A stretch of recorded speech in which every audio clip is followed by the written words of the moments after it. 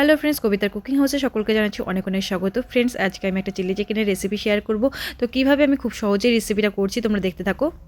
এখানে পেঁয়াজটাকে আমি 4 টুকরো করে ভেঙে নিয়েছি, ক্যাপসিকাম কুচি রেখেছি, লঙ্কা কুচি রেখেছি আর আদা রসুন কিমা রেখেছি। অন্যদিকে আমি মাংস নিয়ে নিয়েছি, মাংসের মধ্যে কর্নফ্লাওয়ার আর ময়দা দেওয়া হয়েছে গোলমরিচ গুঁড়ো, দিচ্ছি সামান্য একটু চিনি। এই সব কিছু দেওয়া হয়ে গেলে আমি এখানে দিয়ে দিচ্ছি সামান্য পরিমাণে হোয়াইট পেপার দেওয়ার পরে আমি এখানে দেব সাদা তেল দেওয়ার পরে আমি এখানে দিব একটা ডিম। সব মশলা দিয়ে দেওয়ার পর আমি এটাকে মনের ইচ্ছে মতো মেখে নেব। মনের ইচ্ছে মতো মেখে নেওয়া হয়ে গেলে এটাকে আমি আধা ঘন্টা রেস্টে রাখবো। এবার আলাদা একটা বাটি নিয়ে নিচ্ছি, আলাদা বাটিতে আমি দিয়ে দিয়েছি অয়েস্টার সস দেওয়ার পরে এখানে দিয়ে দিচ্ছি সামান্য পরিমাণে ভিনিগার দিয়ে দেওয়া হয়েছে। এবার দিয়ে দিচ্ছি রেড চিলি সস। অনেক কষ্ট করে গ্রিন চিলি সসটাকে বের করেছি, গ্রিন চিলি সসটা দিয়ে দিচ্ছি। এবার গ্রিন চিলি সস দিয়ে দেওয়া হয়ে গেলে আমি এখানে দেব সয়া সস। সব সস দেওয়া হয়ে গেছে। এবার আমি এখানে যা মেশাবো সেটা হচ্ছে গোলমরিচ গুঁড়ো আর হচ্ছে হোয়াইট পেপার। এসব দিয়ে সব কিছু মিশিয়ে আমি এটাকে আলাদাভাবে রেখে দেবো। এবার আমি গ্যাস অন করে দেবো। গ্যাস অন করে দেওয়ার পরে কড়াই দিয়ে দিয়েছি সাদা তেলটা গরম হয়ে গেলে প্রথমে যে চিকেনটাকে আমি ম্যারিনেট করে রেখেছিলাম সেই চিকেনের টুকরোগুলো একটা একটা করে দিয়ে দেবো। একটা একটা করে দিয়ে আবার ভালো করে সুন্দর করে এটাকে ফ্রাই করে নেব।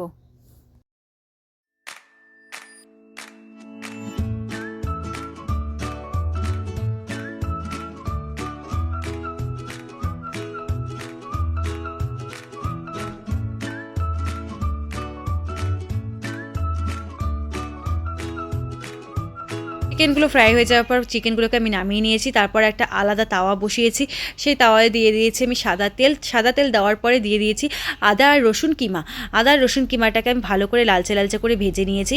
তারপর এখানে দিয়েছি সেই পেঁয়াজের টুকরো দিয়ে দেওয়ার পর এখানে আমি দিয়ে দিচ্ছি কাঁচা লঙ্কা কুচি টুচি দিয়ে সব কিছু দিয়ে এটাকে আমি ভালো করে ভেজে নিচ্ছি। এগুলো হালকা ভাজা হয়ে যাবার পর এতে আমি দিয়ে দেব ক্যাপসিকাম টুকরো দেওয়ার পরে এগুলোকে আমি ভালো করে মিশিয়ে হালকা করে ফ্রাই করে নেব।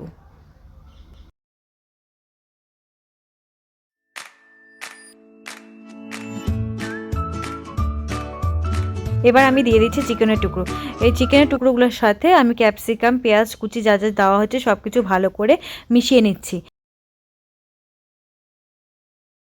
এবার আমি প্রথমে যে বাটিতে আলাদা করে সস মিশিয়ে রেখেছিলাম সেই সসটা এবার সসের সাথে চিকেনগুলোকে ভালো করে মিশিয়ে নিতে হবে।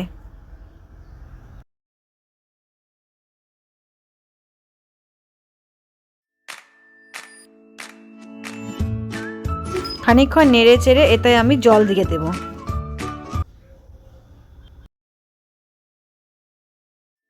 ঝোলটা ফুটে আসলে আমি এতে দিয়ে দিচ্ছি কর্নফ্লাওয়ারগুলো জল।